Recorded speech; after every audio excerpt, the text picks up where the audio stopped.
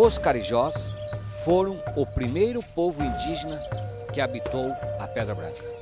Quando os índios percebem que o branco não era aquilo que ele esperava, muitos arredios usavam a Pedra Branca como ponto de observação para ver a aproximação de branco e se esconder deles antes.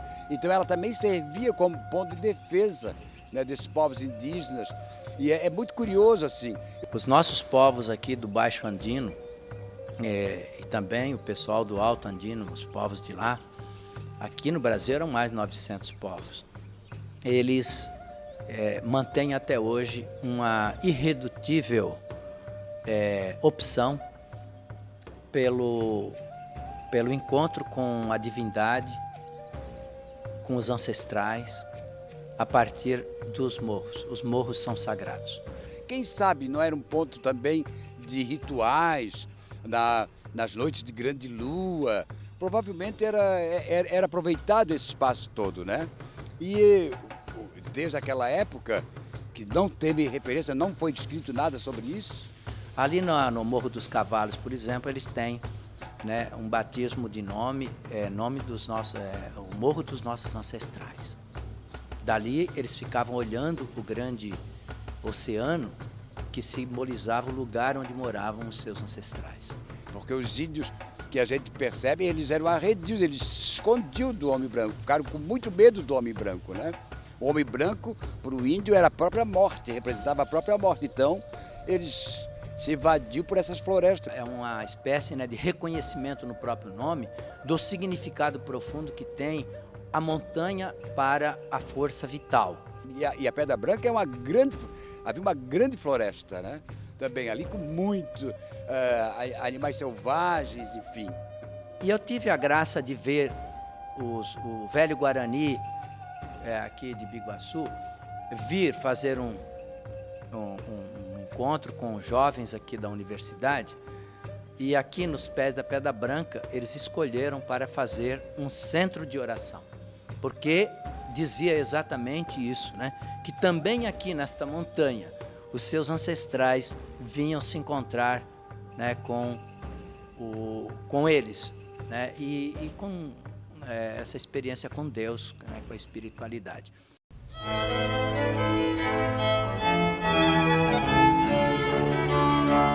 Entre 1500 e 1600, os espanhóis invadiram a ilha de Santa Catarina. Dias Velho chegou no continente em meados de 1650, na época chamado de Terra Firme. Tinha como função criar 2 povoados para proteger a ilha de Desterro. Foram construídas 2 fortalezas de pau a pique, com cobertura de palha. Estas edificações deram origem ao nome Palhoça. Na época, o Morro da Pedra Branca servia de orientação aos navegadores. Era um ponto de referência, sem dúvida. Ela tem uma missão natural, ela não foi posta na regressão marítima ali assim. A gente precisa desvelar os sentidos que a natureza nos dá. Então ela também servia como ponto de defesa. E quando a gente está lá no pé da Pedra Branca, a gente observa que a ilha fica aos pés da gente. De lá também a gente tem a visão do Planalto.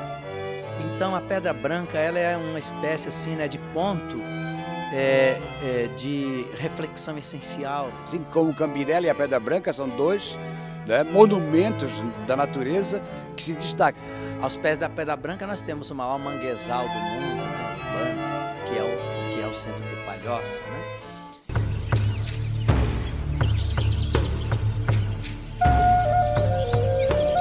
O quilombola, aquele que é do quilombo, quer dizer aquele que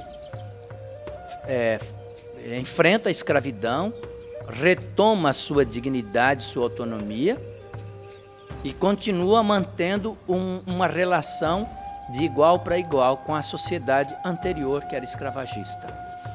E aqui, atrás do Morro da Pedra Branca, nós temos o Morro do Quilombo e temos a comunidade ali, afro, que inclusive tem um cidadão que era tão profundamente religioso que depois eles se tornaram católicos, né? Eles faziam uma mistura de cristianismo com religiões africanas. Eles faziam aquela novena, né? fazia novena, daí convidava gente, né? E ele é candidato a ser beatificado, ser santo e tal. Tinha um processo do negro Malco, né, que eles chamam. Estamos no Santuário Bom Jesus da Santa Cruz. Uma homenagem a tio Marcos, um escravo que lutou 28 anos pela liberdade. Para muitos, um santo, realizador de várias graças. Para outros, como o seu João Costa, que conviveu com ele desde criança, um bom homem de caráter, bom marceneiro, morrendo aos 92 anos. Eu dizia para ele que ele não era santo. E o tio Marcos, o padre dizia que era. Só porque tudo que ele planejava estava certo. Você diz que ele é santo. Então, quando o senhor for arrancar ele lá, tirar ele lá do cemitério, o senhor fala que eu não vou cobrar nada, eu vou lá ajudar, né? Porque ele é enterrado ali mesmo onde ele está, né? Trouxeram a ossada dele ali, enterraram ali, e até o padre queria enterrar ele dentro da igreja.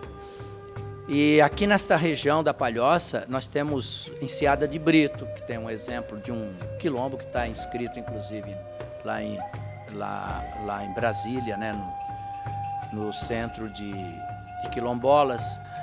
Toda vez que alguém se dá o direito de desperdiçar uma memória de um povo, talvez tenha chegado a ferir a sua própria alma, na mais profunda significação de alma humana.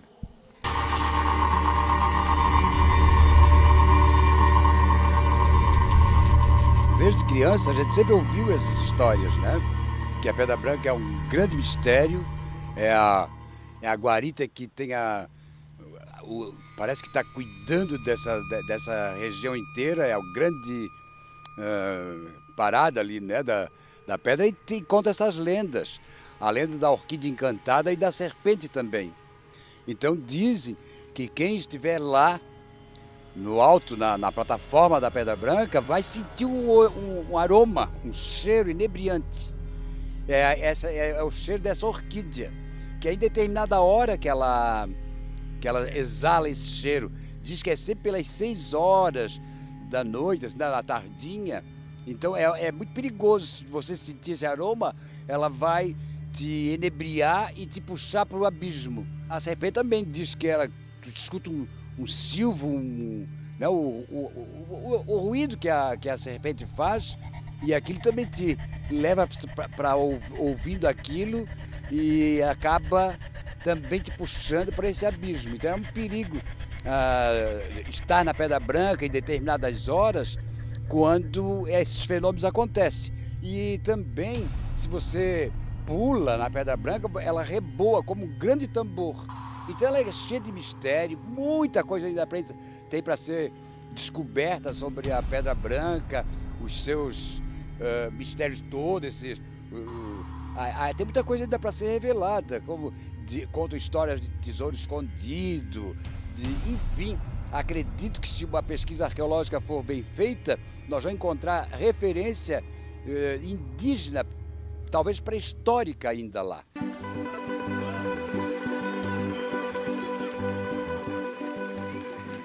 O meu sonho é a construção de um bondinho teleférico, 360 graus, está de frente para a ilha de Santa Catarina, prefeito rotativo, está 3 km subindo, então seria 6.000 metros ida e volta. A gente já fez 20 missas lá. A gente fez a primeira missa da primavera aqui na Morro da Pedra Branca, porque se dizia que aqui também, outrora, um frei rezava a missa também. Aí nós retomamos, isso aí em 1987. Nós chegamos a uma rápida adesão regional, inclusive, que aí ficou uma coisa regional, né?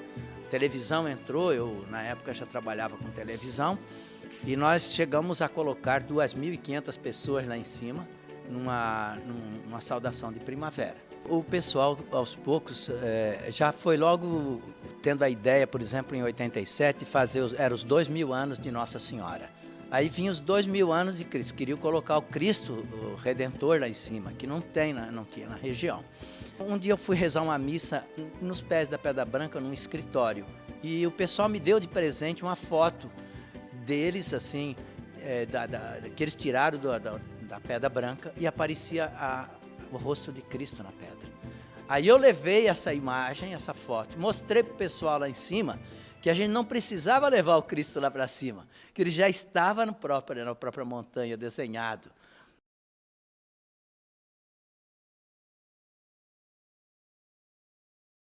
Eu fiz 3 estradas, acesso para chegar à Pedra Branca. 1h30 de subida, só de subida, foi bem cansativo, bem cansado, mas é gratificante. Eu não posso mais subir o morro, né? Mas o morro já está dentro de mim. Eu escalo o morro dentro da minha própria memória, né? E de vez em quando eu subo lá com as pernas dos meus alunos. Trague água, né? Um calçado confortável, calça, e venham fazer essa experiência porque é algo incrível, que talvez você não tenha outra oportunidade na vida. Ninguém que sobe uma montanha desce do mesmo tamanho. Quem teve a sorte de ter tido uma noite como eu tive, uma noite límpida, e ficar lá observando as constelações é arrepiante. E lá na montanha a gente sai saudável, a gente sai com ideais reforçados. Isso é que eu desejo também para as pessoas que nunca foram numa montanha, que se deem esse direito. Inesquecível. Não adianta conhecer Paris, Londres e não conhecer Pedra Branca, né? Lá todo mundo que vai lá adora. Todo mundo gosta porque é um mirante natural. Você vê lá em Boa Vista, nas torres, lá em cima de olho nu, de manhã quando o sol brilha, e vê desde Garopaba até Sérgio Ramos. Toda a grande Florianópolis, você vê Palhoça, São José, a própria capital, a vista que nós temos aqui de todas as praias da região é incrível. Tem um ângulo enorme, em toda a volta, 360 graus de pura natureza, beleza. A cidade lá embaixo, fantástica. Vale a pena subir, valeu a pena 1h30 de subir.